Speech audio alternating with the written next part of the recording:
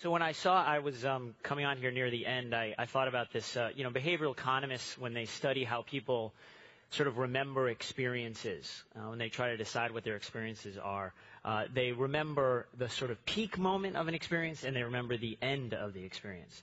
So when I saw it, I was hoping that the peak moment today was really, really, really good, basically. But I'm going to talk about power, and by power I mean not electricity, but actually sort of power in the form of organizations. So in a sense, I'm really trying to talk about the kind of the future of the organization over the next 5 years. And obviously the answer to any question, what's the future going to look like 5 years from now, is probably your best answer would be a lot like what it looks like at this moment.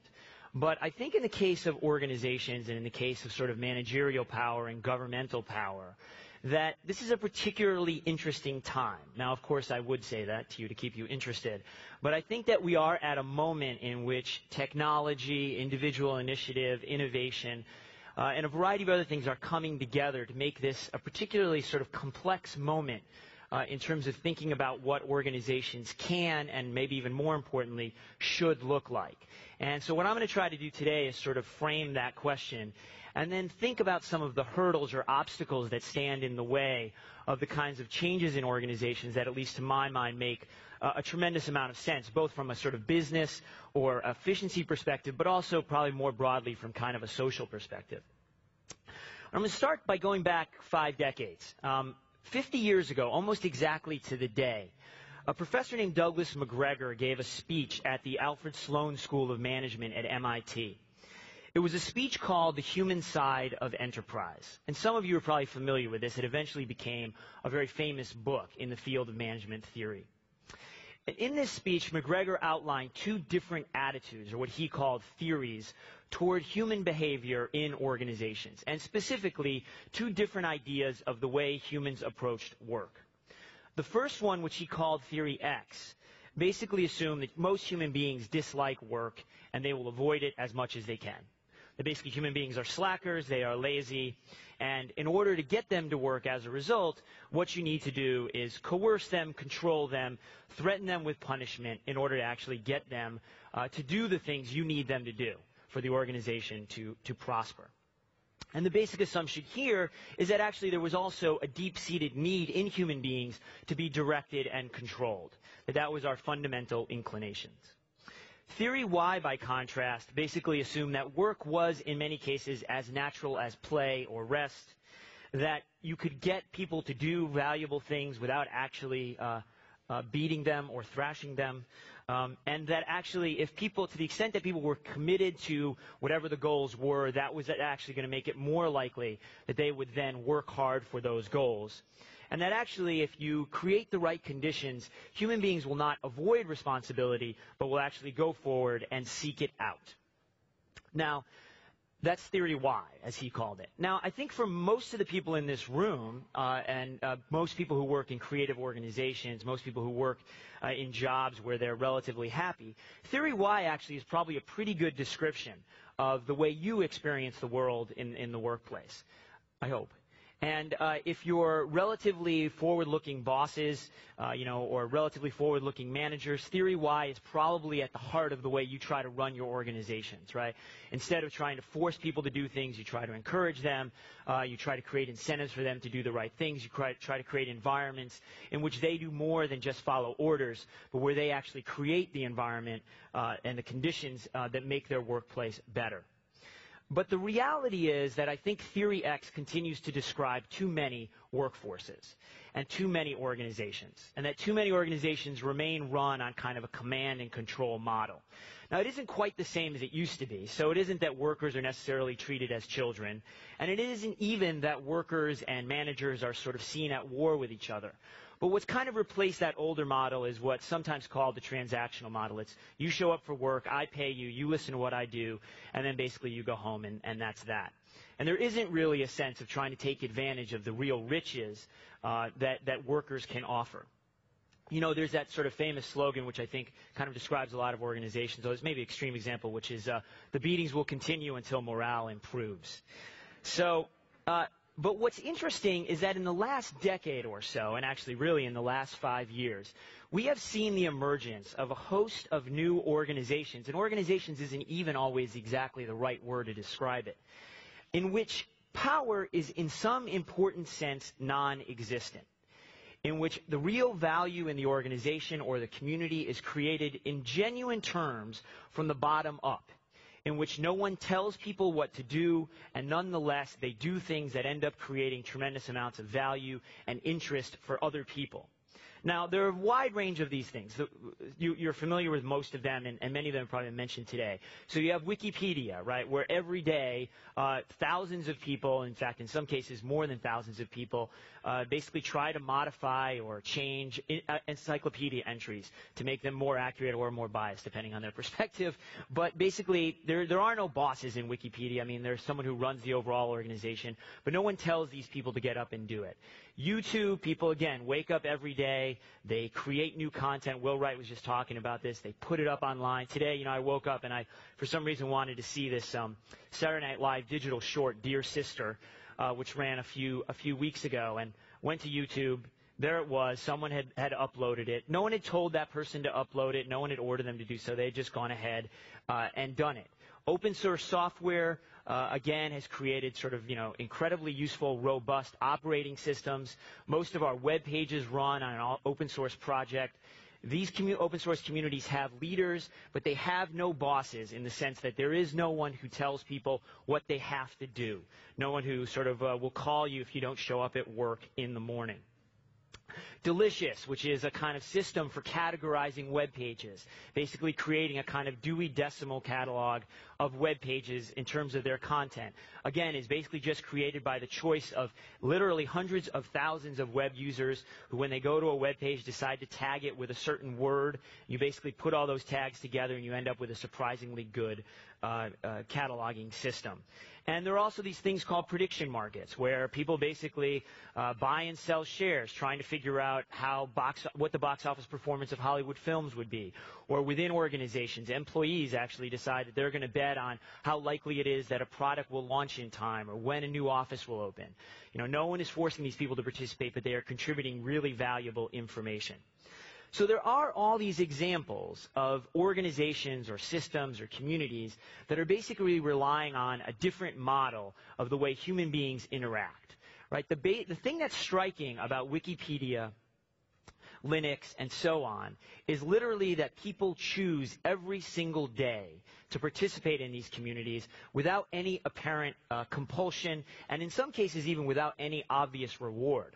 And the vast majority of people who contribute to these organizations or these systems are anonymous. You'll never know their names. And yet they have collectively decided to to work together to create all of this value. Now, the question I have is, why are companies not doing a better job of tapping these kinds of processes? I mean, the question, I think, over the next sort of 5 years, in part, is to what degree will traditional corporations, will traditional governments sort of take advantage of this sort of impulse in human beings? And by this, I mean more than just the kind of, we treat our workers well or we try to compliment them, which you've seen a lot of recently. This idea is we're going to create a happy workforce by creating a happy workplace. So you have corporations that actually hire consultants to teach managers how to show better appreciation to their employees. You have a store that basically has a staff celebrations assistant, and her job is to throw confetti every week at employees who she's deciding to praise. She also hands out celebratory helium balloons. You have stores that basically pride themselves on the fact that one of their employees receives praise every 25 seconds, because they sort of leave messages in what they call celebration voice mailboxes. So I'm interested in something beyond this, right? The question is, how can we actually take advantage in some deep sense of people's willingness and desire to cooperate and create value? And the reason it makes sense to be able to do this now is that in some way, technology has really caught up to the ideas that Douglas McGregor articulated 50 years ago. So one of the reasons why you had traditional corporations, kind of top-down, command and control, very hierarchical corporations, was that it was just easier and quicker to do it. It was just too inefficient to try to rely on other models. You know, if you try to aggregate lots of different information from lots of different places, you basically were not going to be able to do it in any sort of quick or fast way. And so as a result, the idea was everyone will have a boss, that's how information will flow, and so on. That has changed pretty dramatically as a result of the internet. So there is the possibility now to really run a very large organization in a very efficient manner without a traditional hierarchy. And you can actually see this in some unusual places. So there's a gold corporation called Gold Corp that some of you probably are familiar with. This is a corporation that in March of 2000 launched a contest. They basically put all of the information about the gold field they had online. Now, all the data they had, it was sort of, almost a half a gigabyte's worth of data on their website. And they basically allowed anyone to come and essentially kind of prospect the site virtually and to tell them where they thought the best chances were that gold was located on that site. The entries came from all over. There were more than 1,000 people that participated. They included sort of traditional gold miners, but they also included mathematicians, graduate students, and so on. And what happened was that the kind of collective genius of those participants identified more than 100 targets. 80% of them ended up having significant loads of gold. And by the end, more than 8 million ounces of gold were found. So this was actually a way for this one company to tap the genius of a very large group of people. Now, one obvious problem with this, I guess, is simply the fact that it's difficult to actually get people in some circumstances to know about it and to participate in it. But I think one of the bigger problems, and this I think is really the key to the question of what happens over the next 5 years, is that the way these organizations are set up runs contrary to some of our deepest assumptions and desires about power. And that is to say that although most of us pride ourselves on being individuals, although most of ourselves pride ourselves on sort of wanting to take initiative, in some circumstances we actually are more comfortable with authority being in charge. So there's a social psychologist named Leonard Bickman who did these sort of famous series of experiments in which he would have someone, an ordinary person, ask people on the street to do a wide range of sort of strange things, like pick up a bag, pick up pieces of litter, move a street sign, and so on. And the way he did it was he did, with half of the people, the guy was just dressed like an ordinary person. With the other half, the person was dressed like a security guard. So the most interesting experiment, I think, is this one in which a guy would walk up to a person on a street, point to someone else who was sort of standing by a car looking helpless. The guy was about 50 feet away. And the guy would say, you see him? His meter's run out, but he's out of change. Go give him a dime. It was a dime. This is 74, so it was go give him a dime. And then the guy who gave the order would walk away and turn around the corner. So it wasn't like the person who was responding or not responding was worried about feeling embarrassed. So the question was, what was the person who was being ordered actually do? Now, when the guy was just dressed normally, a surprisingly high percentage, something like 30% of the people actually did go and give the guy a dime. When the guy was dressed as a security guard, something like 90% of the people actually went and handed that guy a dime, basically. Now, what's interesting about this, of course, is that there is no connection between a security guard and someone sort of feeding a parking meter. The response was very fast. It appeared to be visceral and basically unthinking, and it came in basically kind of trivial cues. I mean, the guy wasn't dressed as a cop. He was dressed as a security guard. Now, obviously, the threshold here was relatively low. It wasn't like the security guard said, go and beat that guy up. I'd like to see what the sort of protocol for getting that experiment would be approved. But we do know from experiments like Stanley Milgram's experiments that actually people are willing to obey even harsher orders than that. Now, the other thing that happens here is not just our desire to sort of obey authority, it's also our interest and willingness to sort of pay attention to people of status. Now, there's this experiment that sort of illustrated this recently. It was an experiment that was actually done with apes, but primate societies are probably in some way similar to ours. It was an experiment where they hooked 4 monkeys named Wolfgang, Sherry, Dart, and Nico. They put them in chairs, and they had them face a computer monitor. And they basically had machines hooked up to watch their gazes. So what they did was they showed them pairs of photos, basically. And they would show a photo of a very high status monkey and then a very low status monkey. And if you watched a particular image, you actually got more juice. The cherry juice is kind of the pay that people received. And what they found was that the monkeys were actually willing to essentially give up the squirts of juice. They were actually willing to pay in order to be able to look at the pictures of the high-status monkeys. And so it actually was valuable to them simply to see the photos of the high-status monkeys. By contrast, they actually didn't want to see the photos of the lower-status monkeys at all. In fact, they had to get paid extra in order to do that. And most of them actually preferred to just look at a gray square rather than to look at the low-status monkeys. Now, the point here is that we learned very early on to pay close attention to people of high status, right? Because we assume, rightly in many circumstances, that people of high status are more important, and in the sense that they're going to have more of an influence on our lives, and that therefore it pays dividends to pay close attention to exactly what they're doing, what they're thinking. The interesting thing is that over time, what that becomes sort of morphed into is a more general faith in and kind of desire for leaders. Now, this actually gets exacerbated in moments of crisis. So what's interesting is when you look at moments of crisis and how people respond, what you find is that they actually are more inclined to put their trust in leaders, and in particular in charismatic leaders, during times of crisis than they are when things are sort of stable. And one of the things that's striking about this moment, both in politics, and I think this actually has something to do with sort of the concentration of power in the White House over the last 7 years, but also in business, when we're dealing at a time of tremendous complexity, tremendous change, is that people are in those kinds of circumstances more inclined to say, I'd rather put my trust in a visionary leader than in those around me. Now, the other problem we have that this exacerbates is our general faith in experts. I think Malcolm talked a little bit about this today. But in general, we put what I would argue is far too much faith in individual experts. It's not too much faith in sort of experts as a community. But what we really want to do is we try to find the single individual who is most likely to have the right answer. What we really want is to find the person, and we believe we can, find the person who's going to be able to sort of lead us out of the darkness and into the light. The problem with this is that, in general, experts are not very good at sort of telling us what's going to happen. That actually our trust in experts is, in a sense, not repaid by their performance. So there was this great 1991 study by two professors at Wharton, and they actually looked at predictions in medicine, psychology, the stock market, and the economy. And what they found was that expert forecasts were right about a third of the time. And that was actually worse by a significant percentage than a simple mechanical model they had designed.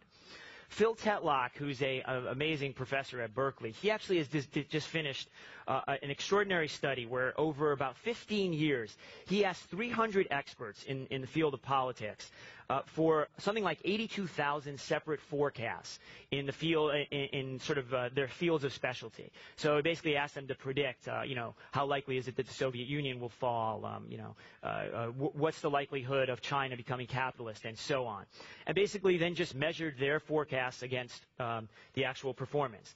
And what he found essentially was that experts were, in general, not much better than amateurs in their actual judgments.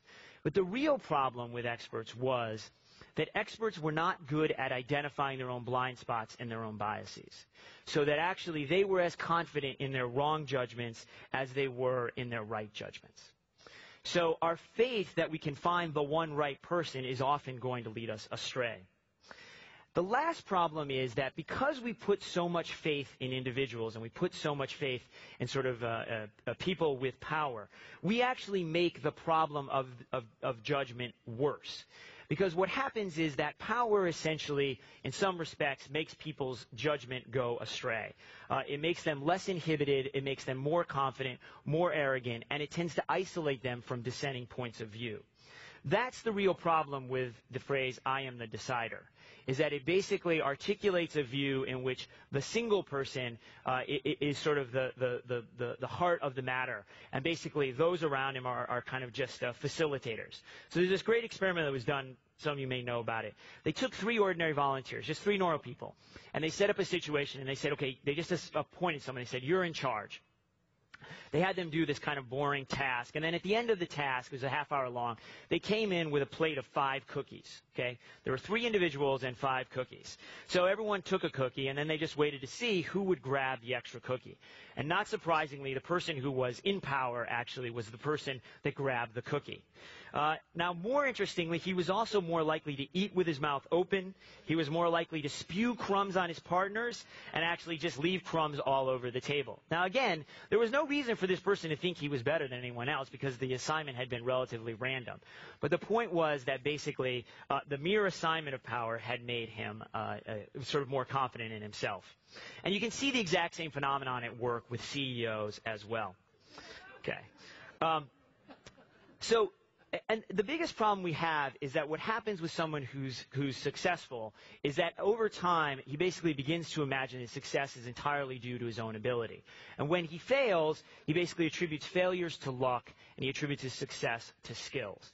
So actually, studies that have been done of CEOs who are very successful, who get enormous amounts of press, and publicity and who receive awards show that over time their companies actually tend to underperform other CEOs. They actually tend to pay more when they buy companies, and they actually tend to make sort of worse decisions over time. So the paradox we're dealing with here really is that being the decider actually makes it harder for you to make good decisions. And so the challenge, I think, is, and I don't think there is an easy answer to this, the challenge is how can we overcome these intuitive and in some respects visceral desire for the czar, for the savior, and recognize that actually bottom-up, sort of less hierarchical decision-making and problem-solving models can actually offer us solutions that no one individual can create. And I'll just leave you with a story about what this might actually look like in practice. It's a story from this book I wrote called The Wisdom of Crowds. And it's a story of a Navy man named John Craven. So in May of 1968, the U.S. Navy lost a submarine, the Scorpion, in the North Atlantic. And the Scorpion basically vanished. It had radioed in from its last location and then disappeared. And the Navy had no real idea how far it had gone or in what direction it was traveling. So when it went out to look for the Scorpion, it started out in a circle that was 20 miles wide and thousands of feet deep. I mean, this was really, in some respects, a kind of hopeless task. But this man named John Craven came forward and he said, I think I have an idea for how to find this submarine. And they didn't really have any other choices, so they said, okay, go ahead and do it. So what he did was he put together a diverse team of experts. And instead of kind of locking them in a room and saying, talk amongst yourselves, or instead of telling them, this is what I think we ought to do, this is what I think the answer is, he said to them, here are a series of scenarios, things that might have happened to the submarine. And I want you to bet on how likely each of these scenarios was. So a Russian sub had hit the sub, a torpedo had gone off in the tube, and so on. And to keep things interesting, he used bottles of Chivas Regal as prizes. Okay, I don't know how you can do that in organizations. So then he asked them to bet on things like how fast was the submarine traveling, what direction was it going in, what was the angle of its descent to the ocean floor. And when he was finished, he took all of those wagers and he ran them through something called Bayes' theorem, which is just a way of quantifying the effect of new information on an old guess. And when he was finished, what he had was a map of the ocean floor. And on this map, there was one spot where Craven's men said, this is where we think the sub is most likely to be. Now, this was not a spot that was anywhere near where where the Navy had been looking. And it was also not a spot that Craven himself had come up with, nor was it a spot that any one member of the group had come up with. So that instead of sort of piggybacking on the knowledge of its smartest member, what the group had done instead was come up with a genuinely collective judgment. And the genius of what Craven had done was that he was certainly the leader. He was the person who was orchestrating this. He had figured out what the right process was. But he was not dictating in advance what that process would be, and he was not, in essence, kind of ordering people to do anything at all. And so this group had come up with a genuinely collective judgment. And it had also come up with a genuinely brilliant judgment. Because a few months after the Scorpion disappeared, a Navy ship found it. And it was 220 yards from where Craven's men had said it would be. Now, these guys were going on almost no data. They had tiny scraps of information to rely on. Much less information, I would actually argue, than many of us have in our organizations when we are trying to solve even complex problems. And obviously, no one member of that group really knew what had happened to the submarine or how far it had traveled or so on. But the striking thing, and this is what Craven understood, was that even though no one member of the group knew any of those things, in some sense the group as a whole knew them all. And so he was able, in a sense, to remake that organization, to take advantage of precisely that kind of bottom-up theory Y approach. And that, I think, going forward is going to be the real question, is to what extent we're going to model ourselves on John Craven, and to what extent we're going to model ourselves on that guy eating cookies and showing crumbs to his participants. So thank you very much.